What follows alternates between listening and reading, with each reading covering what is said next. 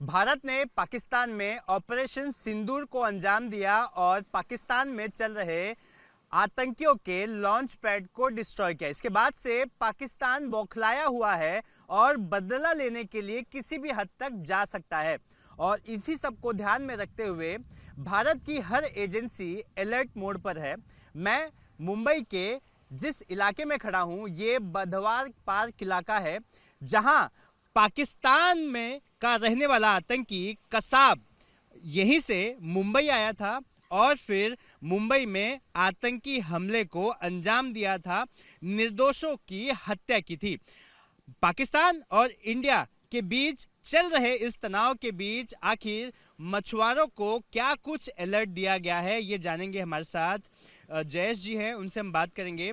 Sir, किस तरह का अलर्ट एजेंसियों ने आपको दिया है, क्योंकि आप एक बहुत ही महत्वपूर्ण रोल प्ले करते हैं, समंदर के बीच आप रहते हैं, कई कई दिनों तक आप रहते हैं, आसपास के जो बोट्स होती हैं उनसे आप फ्रेंडली होते हैं कि कौन आ रहा है कौन जा रहा है, इस वजह से आप बहुत महत्वपूर्ण हो जाते हैं। किन किन एजेंसियों ने आपसे संपर्क किया और क्या कुछ कहा? पहली बात तो जो सोसाइटी है हमारा मच्छीमार सर्वोदय सोसाइटी, सब यही बोट रजिस्ट्रेशन है इधर के। तो उनका मैं अध्यक्ष हूँ, चेयरमैन हूँ, जयेश भोईर।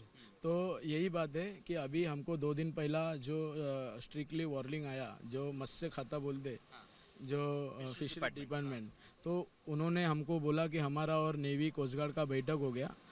जो बैठक में ऐसा निकला है कि सबको ये करने का, अलर्ट रहने का, और जो सूचना दिए है, जो सूचना ऐसा दिए है कि बोट वाले का नंबर, जो बोट ओनर है उसका नंबर, उसका नाम और बोट का नाम और बोट का नंबर जो रहता है, जो फिशरीज डिपार्टमेंट ने दिया है वो नंबर, वो सब, और तांडेल चलाने वाला, बोट चलाने वाला तांडेल, उसका नंबर और नाम और उसका आधार कार्ड, और सबका नाम और आधार कार्ड, ऐसा लेके सब डॉक्यूमेंट्स लेके बुलाया सोसाइटी में, और सोसाइटी में वो डॉक्यूमेंट्स लेके हमने आगे फिशरीज को फॉरवर्ड किया है। जो सूचना हमको दिया है, जो अलर्ट किया है, उसके वजह से हमने सब भेज दिया है। और अभी हमारे सब बोट मालक और बोट तांडेल को फ़ोन आ रहा है कि ऐसा ऐसा तुमको बोला था, आपने किया है क्या सब।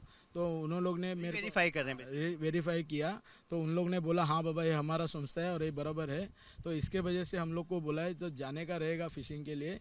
तो आगे कोस्ट गार्ड का बोट रहेगा, तो कुछ रहेगा तो आपका सब डॉक्यूमेंट्स, बोट का डॉक्यूमेंट्स लेके आप इमीडिएटली दिखाइए। हाँ, तो और कुछ रहेगा उधर, कुछ आपको दिखेगा। और जैसा आप बोला कि आप हमारा जो समुंदर में जैसा स्वतः जो रक्षा करने के लिए अपना जवान उधर अपना रक्षा कर रहा है, वैसा समुंदर में रक्षा करने के लिए हम भी मछुआरे, जैसा कौन आता है कौन जाता है वो सब मछुआरों को मालूम रहता है।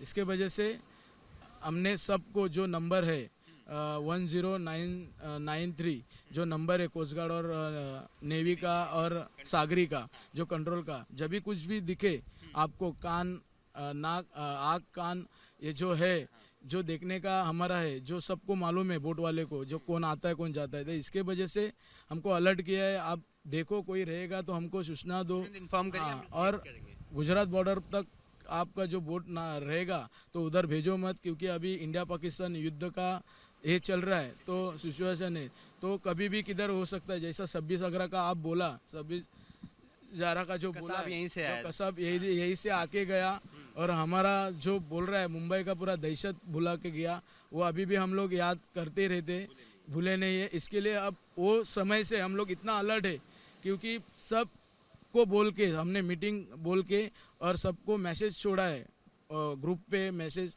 सबको छोड़ के ये बात बताइए, कोई भी जाएगा कुछ दिखेगा तो तुरंत आप ये नंबर के। जी समझना था कि क्या ऐसा भी बोला गया है कि मछुआरों की बोट को हाईजैक किया जा सकता है, कोई इंडियन आप ही की बोट को लेकर यहाँ पर आ सकता है, तो ऐसी सिचुएशन में क्या किया जाए, वो पूरी लाइन बताइए। तो ऐसा है कि जो पहला हो गया, जैसे ही मुंबई का बोट एक पकड़ा था, ये जब जो आतंकवादी आए थे उसमें वो कसाब वगैरह, वैसे ही सिचुएशन अभी भी हो सकता है, उनका कहना है। तो इसके लिए हम लोग ने बोला है, कभी भी इसके लिए वो बॉर्डर तक कोई जाए नहीं, कि कुछ भी क्या भी इन लोग उनसे भी आ सकते हैं अवकात पे। तो ऐसा है कि इसके लिए अपना जो कोई जाएगा तो उधर कोई क्या कर सेफ्टी के लिए आपके पास क्या होता है इन केस मान लीजिए आतंकी आते हैं आपकी बोट को हाईजैक करने की कोशिश करते हैं, आपकी स्वयं रक्षा के लिए कुछ ट्रेनिंग या कुछ चीजें बताई गई हैं? नहीं नहीं, ऐसा कोई नहीं रहता है, क्योंकि ट्रेनिंग बिनिंग कोई नहीं है। खाली हमारे इसमें खाली तैरने का ही ट्रेनिंग है, और हमारे इसमें कोई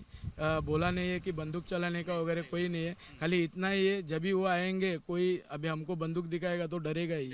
तो इतना ही है, जो नंबर है वो डायल करने का। और सुरक्षा के लिए जो अभी जो चल रहा है वातावरण के लिए, तो अभी कोस्ट गार्ड वो लाइन पे पूरा अभी अलर्ट किया है, क्योंकि सब जगह पे सरकार ने बोला है सबको अलर्ट रहने को बोला है, सब जगह पे जवानों को। और आप लोग क्या अमूमन तौर पे पाकिस्तान तक भी जाते हैं फिशिंग करने के लिए, मतलब इंटरनेशनल वाटर में वहाँ नजदीक? अभी छोड़ दीजिए पहले का माहौल। पहला जो जाते थे, अभी मतलब जो पाकिस्तान बॉर्डर के पहला जो गुजरात अपना बॉर्डर है पोरबंदर के वो बाजू में, तो उधर तक जाते थे बोट फिशिंग के लिए हमारे। पाकिस्तान कितना? उधर से मेरे को लगता है उधर से जाएगा ना तो और 3-4 घंटे 5-6 घंटे में पाकिस्तान बॉर्डर, लेकिन पानी में बॉर्डर ही नहीं है। तो इसके वजह से ऐसा बहुत लोग गए हैं जो वापस आए नहीं है, अभी भी वैसा चलता है। तो वो रिस्क ना हो इसके लिए क्या कुछ कहा है कि आपको अगर फिशिंग करनी है तो आप साउथ की तरफ साउथ की तरफ जाइए, नहीं तो सामने जाइए, लेकिन ये बॉर्डर पे मत जाइए, क्योंकि ये जो चालू है इसके लिए सब बोट अभी 2 दिन पहला जो बारिश और तूफान आ गया था, इसके वजह से तो थोड़ा बोट तो आके खड़ा है।